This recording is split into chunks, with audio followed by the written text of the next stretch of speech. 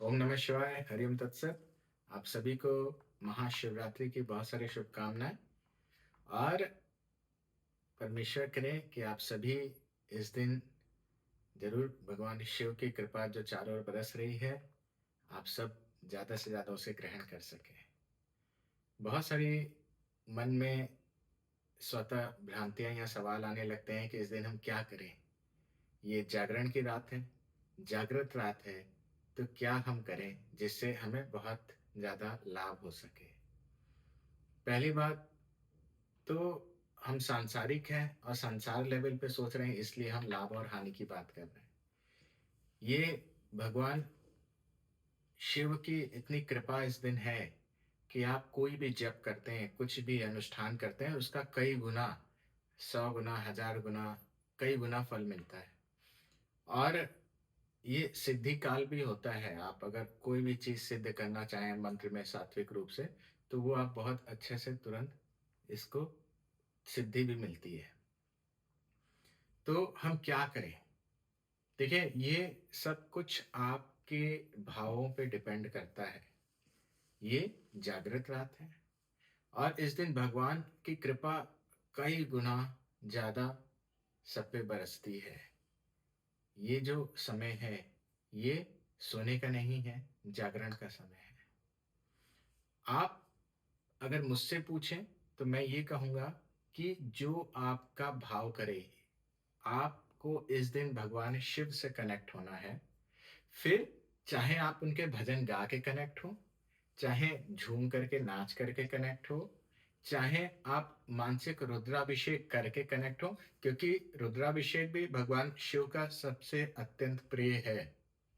और आदि गुरु शंकराचार्य जी ने स्वयं कहा है कि जो शारीरिक रूप से कर्मकांड के रूप में हम जो रुद्राभिषेक करते हैं, उससे कई गुना ज़्यादा फल मानसिक रुद्राभिषेक का मिलता है। तो मैंने आप सबके कल्याण के लिए, आप सब पे परमेश्वर की और कृपा कई गुना बरसे उसके लिए मानसिक रुद्राभिषेक, वो भी ज्योतिर्लिंग पे मैंने आप सबके लिए प्रयास किया है कि आप इसको अच्छे से घर बैठे हमारे सत्य सनातन योग चैनल के माध्यम से कर सकें। तो अलग-अलग ज्योतिर्लिंग पे अलग-अलग समय अभिषेक का है, वो आप हमारे जो कैलेंडर है उसमें आप उस चैनल पे देख सकते हैं। रही बात, कुछ लोग के मन में ये है कि हम अगर रात भर रुद्राभिषेक करेंगे, फिर बाकी के मंत्र कब सिद्ध करेंगे? मैं फिर कहता हूँ कि ये आपकी इच्छा, आप 1 ज्योतिर्लिंग, 2 ज्योतिर्लिंग, 3 ज्योतिर्लिंग रुद्राभिषेक कर लें।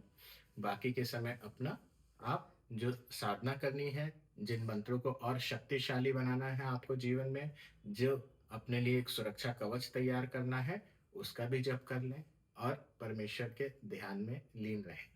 जिन लोगों ने हमसे भगवान महामृत्युंजय की अद्वैत साधनाएँ ली हैं, जो दीक्षा ग्रहण की है या और जो बड़ी साधनाएँ या कुछ भी साधना ली है, उसको ज़्यादा से ज़्यादा जप उसको भी करें ताकि उनको बहुत लाभ मिले और उनका जीवन परिवर्तित हो। एक चीज़ बस ध्यान देने की है कि आपका उद्देश्य इस दिन भगवान की कृपा को प्राप्त करना, जो आपका भाव है वो होना चाहिए। फिर आप उसको मंत्र जप करके करें, रुद्राभिषेक करके करें, भजन गा के करें, किसी भी रूप में करें, आपका कल्याण ही होगा। क्योंकि जो असली उद्देश्य है वो परमेश्वर की प्राप्ति है।